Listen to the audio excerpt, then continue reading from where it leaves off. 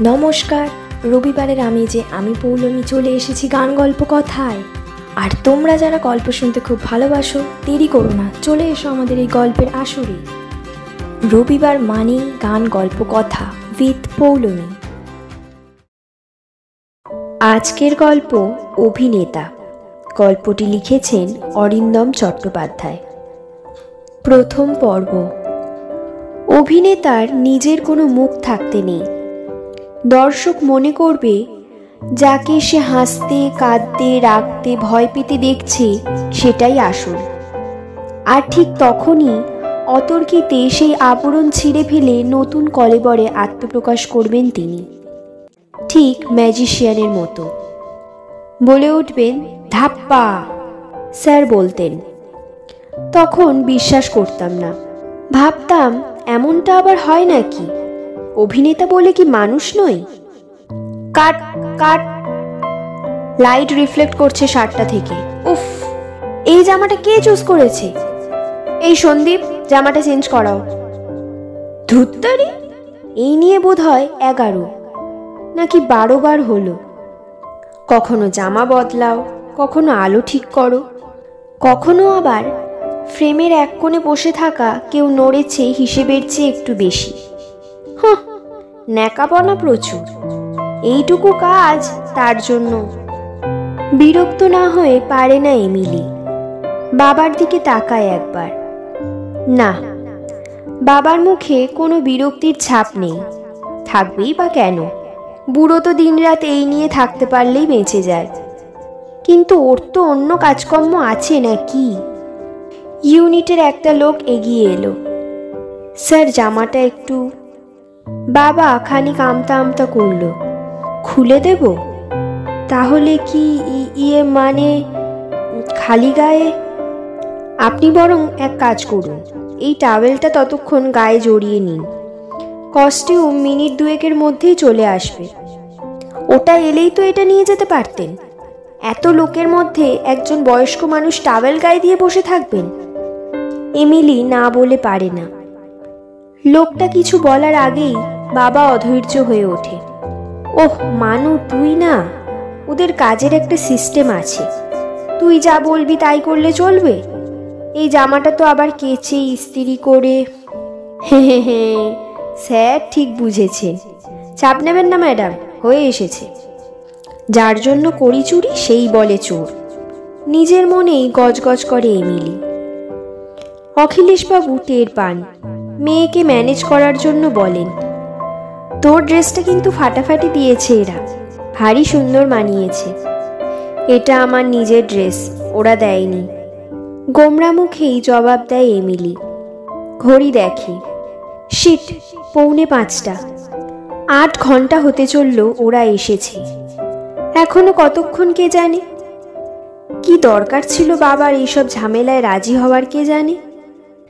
বিখ্যাত শিষ্য একটু পাত্তা দিয়েছে বলেই কি এত আদেখ্যাপনা করতে হবে?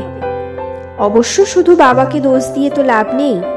ও নিজেও কি কম নেচেছিল? পারিজাত, খোদ পারিজাত সেন গুরুদক্ষিণে দিতে চায় ওর বাবাকে। নাচবে না? অভিনেতার আসল জায়গা স্টেজ। সেখানে সে তার পরম আরাধ্য দেবতা দর্শকের একেবারে মুখোমুখি। কোনো নিরাপদ দূরত্ব নেই, কোনো উদাসীন অবগুণ্ঠন নেই। সেখানে সিনেমা?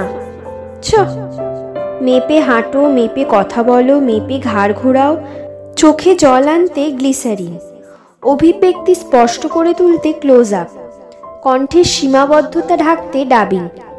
সব দিক থেকে তো হাত পা বাঁধা। সিনেমা জিনিসটাই ওই জন্য একেবারে পছন্দ করেন না অখিলেশবাবু। না হলে সুযোগ কি আসেনি? ডাক আসেনি কি একেবারেই? জাননি। প্রবল জেদে শক্ত ঘাড় ত্যাড়া করে রেখেছেন। কিন্তু সেদিন যখন লোকগুলো এলো, পুরো ব্যাপারটা এক্সপ্লেন করলো, কেমন যেন দুর্বল হয়ে গেলেন। চেষ্টা করেও না বলতে পারলেন না। একটি বহুজাতিক কোম্পানি বেশ কিছু মাস ধরে একটি বিজ্ঞাপনের সিরিজ বার করছে। ভারতের তাবড় তাবড় সেলিব্রিটিরা আসছেন তাদের প্রথম গুরুকে সঙ্গে নিয়ে। গুরুর প্রতি শিষ্যের শ্রদ্ধা, কৃতজ্ঞতা, ট্রিবিউট। আবেগঘন এই বিজ্ঞাপনগুলির প্রথমটি টিভির পর্দায় আসার সঙ্গে সঙ্গেই লোকের নজর কেড়েছে। দ্রুত কোম্পানির ব্র্যান্ড ভ্যালু বেড়েছে, কাস্টমারদের ইমোশনাল অ্যাটাচমেন্ট তৈরি হয়েছে। ন্যাশনাল সার্কিটে সাড়া ফেলার পর এবার নজর পড়েছে রিজিওনাল বেল্টগুলোয়। আইকন বলতে তো এদেশে আবার ফিল্মের অ্যাক্টর বা ক্রিকেটারকেই বোঝায়, আর বাংলায় পারিজাত সেনের মতো আইকন আর কেই বা আছে এখন? সেই পারিজাত চান তার অভিনয়ের প্রথম গুরু অখিলেশ মজুমদারের সঙ্গে কাজটা করতে। সত্যি বলতে পারিজাত যে প্রায় 30 বছর পরেও তাকে মনে রেখেছে সেটাই অবিশ্বাস্য। অল্প বয়সে গ্রুপ থিয়েটারে প্রচুর ছেলে মেয়ে নাম লেখায়, কেউ এলিটিস্ট গ্ল্যামারের মোহে, কেউ একটু নতুন কিছু করার উদ্দীপনায়, কেউ বা নিছকই সুন্দরী মেয়েদের সঙ্গে খোলামেলা মেলামেশার সুযোগটুকু নিতে, প্রেম করতে। বছর 20 পারিজাত এসেছিল তার উচ্চাসার টঙে ওঠার জন্য দরকারি প্রথম সিঁড়িটায় পা রাখতে। চাবুক চেহারা, টুকটাক মডেলিং করছে, তখন থেকেই সিনেমার হিরো হওয়ার ছুকছুকানি। কেউ কানে মন্তর ঢেলেছিল একটু স্টেজ এক্সপোজার থাকলে প্রযোজক পরিচালকদের নজরে পড়তে সুবিধে হয়, তাই বেশি দিন টেকেনি। অখিলেশ জানতেন টিকবে না। গ্রুপ করতে এলে নিষ্ঠা দরকার পড়ে, সেট বাঁধতে হয়, লাইট সাউন্ড সামলাতে, এমনকি প্রয়োজনে স্টেজ ঝাঁট দিতে পর্যন্ত হয়। সেসবও অভিনয় শিক্ষারই পাঠ।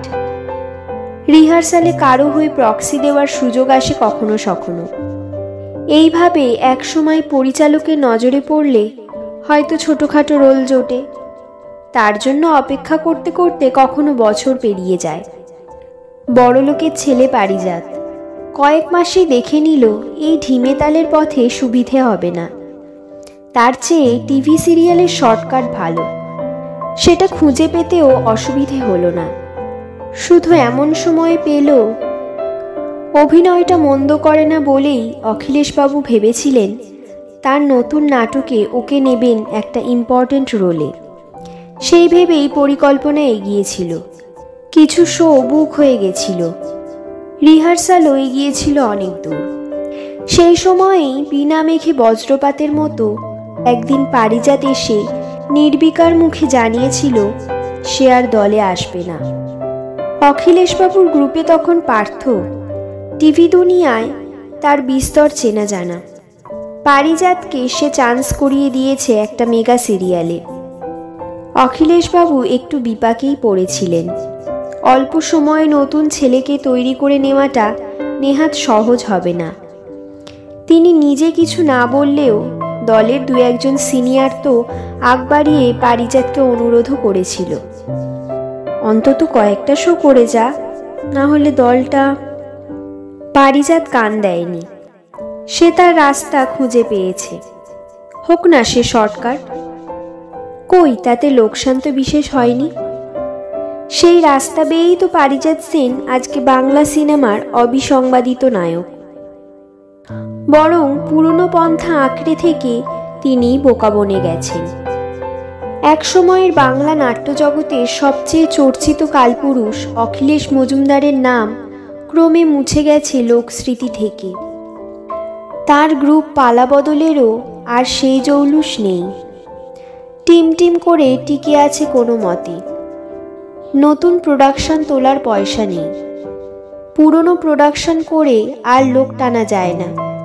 কলসোর সংখ্যাও আঙুলে গোনা। এর পরেও এই ধ্বংসস্তূপের মতো অখিলেশকে যে পারিজাত মনে রেখেছে, তাকে নিজের প্রথম গুরুর সম্মান দিতে চেয়েছে, এ কথা কি সহজে বিশ্বাস করা যায়? মানু তো আকাশ থেকে পড়েছিল, কতবার জিজ্ঞেস করল, পারিজাত মানে পারিজাত সেন, অভিনেতা পারিজাত সেন তোমার ছাত্র ছিল? ওর অবশ্য দোষ নেই, জানতই না পারিজাতের সঙ্গে পালা বদলে যোগসূত্রের কথা। ওর জন্মেরও আগের কথা সেসব। এই গল্পের পরবর্তী পর্ব সম্প্রচারিত হবে আগামী সপ্তাহে। ততক্ষণ চোখ রাখুন গান গল্প কথায় আর শুনতে থাকুন অভিনেতা। তাহলে আজকের গল্প কেমন লাগলো অবশ্যই কমেন্ট করে জানাও। যদি ভালো লেগে থাকে লাইক করো এবং বন্ধু বান্ধবদের সঙ্গে শেয়ার করতেও পারো।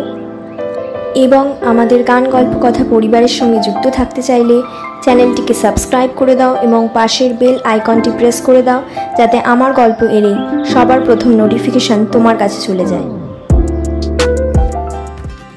রবিবার মানেই গান গল্প কথা উইথ পৌলমী।